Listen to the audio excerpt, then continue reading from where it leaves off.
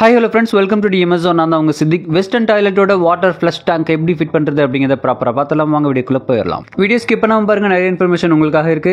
இது வந்து பாத்தீங்கன்னா வாட்டர் டெக்ல இருக்கக்கூடிய ஃப்ளஷ் டேங்க். இதோட MRP பாத்தீங்கன்னா 1722 போட்டிருக்காங்க. பட் நம்ம வாங்கினது 1100 ரூபாய்க்கு வாங்கியிருக்கோம். வாட்டர் டெக்ல எல்லா டேப்ஸும் சூப்பரா இருக்கும். ஸோ அதன் அடிப்படையில் இந்த டேங்க் எப்படி இருக்கு அப்படிங்கறத பார்த்தலாம்.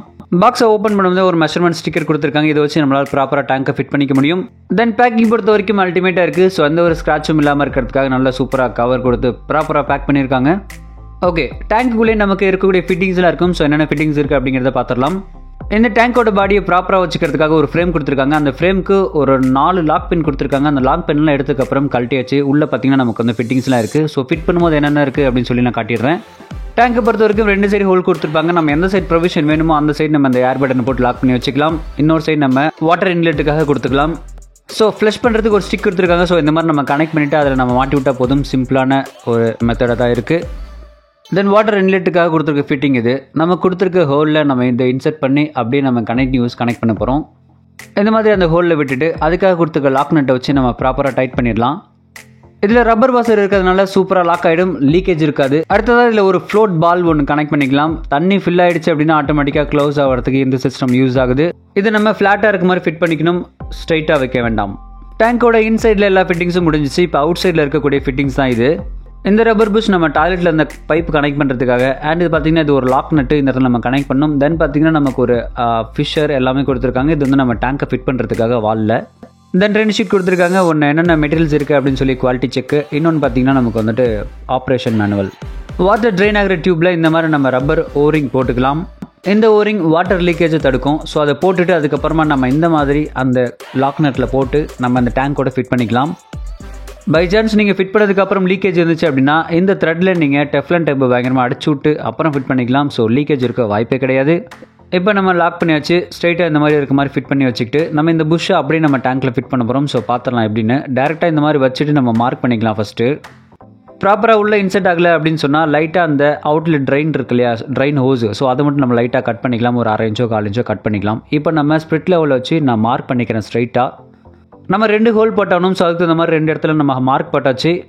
இதுக்கு மெஷர்மெண்ட் டைப் எடுத்து அளக்கணும்னு அவசியம் கிடையாது. இந்த மாதிரி ஸ்க்ரூ இருந்தாலே போதும். ஸோ அந்த ஹோலுக்கும் நம்ம டாப்புக்கும் இருக்க அந்த அளவை மெஷர் பண்ணிவிட்டு எந்த இடத்துல நம்ம கரெக்டாக வருதோ அங்கே ஸ்ட்ரைட்டாக வச்சு மார்க் பண்ணிடலாம். இதுக்கு நம்ம ட்ரில் போகிறதுக்கு 6 mm பிட் எடுத்துக்கலாம். அப்போ தான் அந்த கொடுத்துருக்க ஃபிஷருக்கு கரெக்டாக இருக்கும்.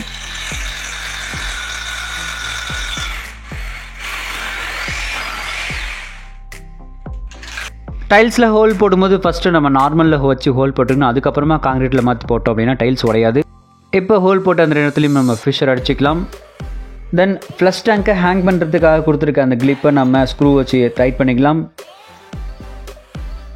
எஸ்எஸ்ல மைனஸ் ஸ்க்ரூ தான் கொடுத்துருக்காங்க. ஸோ அந்த ஸ்க்ரூவை நம்ம வந்து டைட் பண்ணிக்கலாம். ஸோ துருப்பிடிக்காத அந்த காரணத்தினால எஸ்எஸ் மெட்டீரியலில் கொடுத்துருக்காங்க.